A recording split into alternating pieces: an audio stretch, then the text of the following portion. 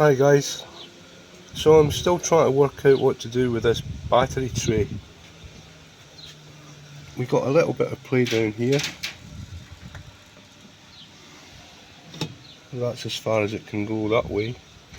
I can't drive the car currently because I've confirmed that this is the ECU SIM210, and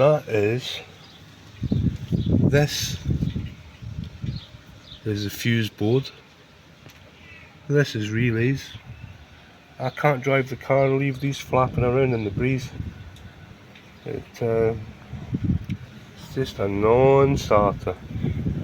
My original plan was to take the angle grinder to the tray and just cut the two sides off, but then it's going to lose all its structural integrity and they'll still flap around. So now I'm thinking if I can just cut off one side, this side.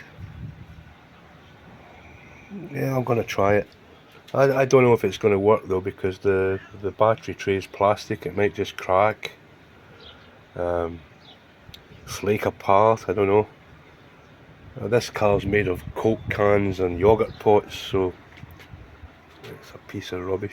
Don't want to spend any money on it at all. Its next journey's probably going to be to the scrapyard. But I'm going to try that and see. I'll try it.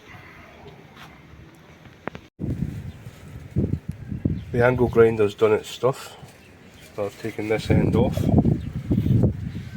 I'll try and fit the battery now. There's something else I've noticed.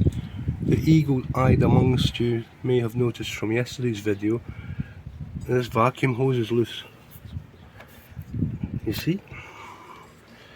It's come away from this thing.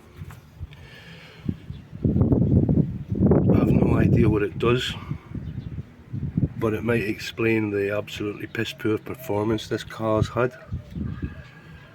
And obviously it's there for a reason. It does something,